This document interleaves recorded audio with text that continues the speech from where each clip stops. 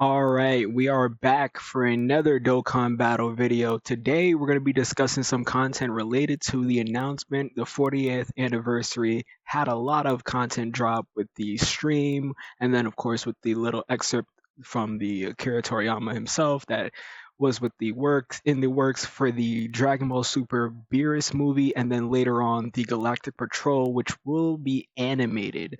So, of course, this brings up the topic when we could be seeing these characters in the game, when we could be getting them as like LRs, Dokkan Fest, that sort of thing. So, to go over some things, now the Moro arc is one of Dragon Ball Super's longer arcs. It matches the Zamasu arc and Super and like the Tournament of Power arc in just the amount of chapters it has alone. There's a lot of characters that come through this arc. So we can get a lot more content down the line, and a lot of these characters can get a lot more variations due to the fact that Dokkan has um boosted their animation and then boosted the way they've used original animations from the original Dokkan team themselves. So they can make some things a lot more unique instead of just, having it straight ripped from the anime or ripped from the movie. So that's amazing just to start off the bat because that means we can just almost endlessly keep getting this good animation, good cycles, new animations for these same characters. So that's definitely cool. What we want to know is when we could be getting the main draw, the UI Goku. So UI Goku and Moro, that whole fight, they start off and the fight initially with UI, it doesn't have the transformation we're looking for when he gets like the actual avatar state when he's like fighting him against the world and stuff like that after the angel transformation, that sort of thing.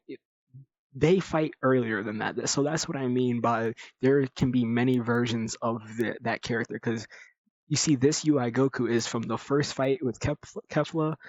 This is the first or like the ending fight with Jiren, and this is from like the start of this fight. And those are all three separate characters. So UI Goku has two main fights in that arc. I could definitely see those getting their own card. So I can see when that comes out, it being an anniversary or a I want to say GDC because that's now the new collaboration name for the Global Dokkan campaign and JP. So that could come in the summer times too. So them having these characters and then Moro. Moro is a character that has so many fusions, so many transformations, just like Goku. These characters can be headliners for like the next three celebrations, and people wouldn't be mad. They just do so much. Now, we also have the BEERUS movie getting redone with the new animations. I say better, but it's the same style from the Dragon Ball superhero movie.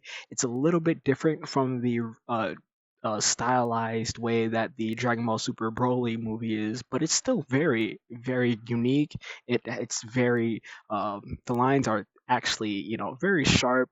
They're drawn out in a way that pronounces a lot of the definitions in the characters. So it's a different look, but it looks more like a new age anime, which Dragon Ball is known for its, of course, its unique look, having it being drawn by somebody that was in a long time ago. So it's like now the animations give it a newer look, means newer characters. Obviously, we got Beerus. Now Beerus is a weird one because for Dragon Ball, before this movie's announcement, we didn't have anything relevant for Beerus because none of these characters are really the one we are looking for. Of course, this one is from the movie that we're gonna get a redo for, and other than that, we don't have the Hakai Beerus from the anime arc with Zamasu.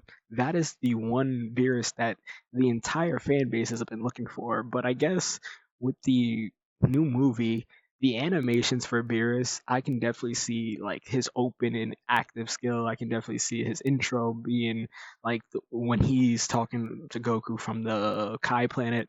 That could easily be one to one from the game to the movie. And when we're looking at the movie, it's saying 2026 fall. Now,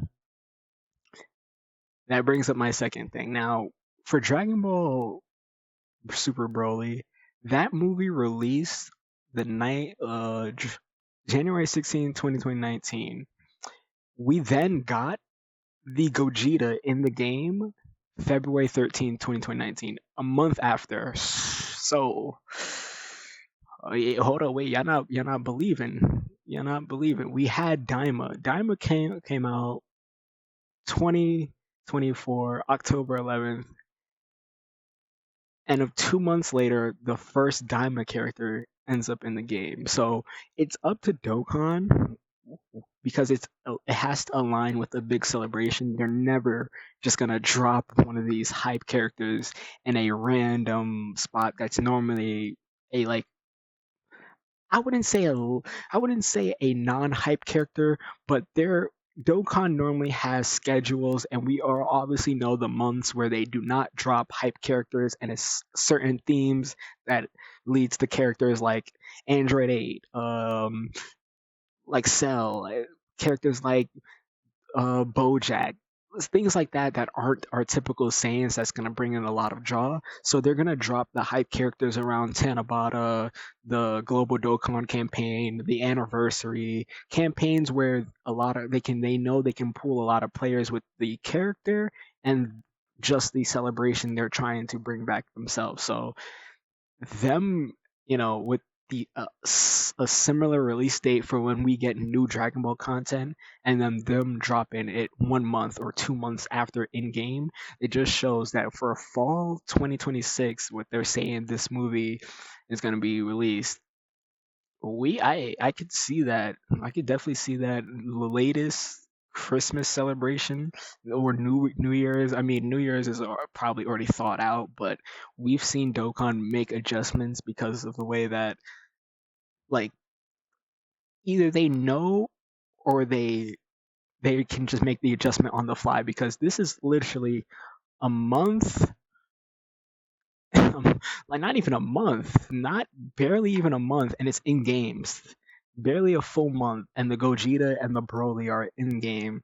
And then for this, it's 2 months, and the first Daima characters are in the game. And of course, it's not the Daima characters that everybody wanted, but it's the actual just first like bit of characters we could have seen from that arc. It's funny enough. I, he's a weird one because even though they came out similar, we were just waiting for Gohan. We were just waiting for the Beast Gohan. But yes, he does count technically.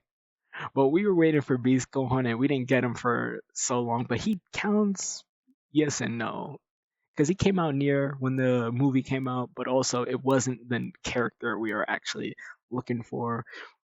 But hey, let me know what you guys think about what we can see when we can see them. I do believe winter 2026, the latest at the least, is probably the the New Year celebration. I can't see them changing anything else, or it would look set in stone. I believe they have their picks and their characters thought out. They said from live streams in the past, but I do think one little adjustment for this movie, I definitely think they can make end of the year, going in on to the next year as well. But let me know, of course, what you guys think about the prospect of getting the MORO arc, the best Dragon Ball Super arc, back in Dragon Ball Dokkan battle.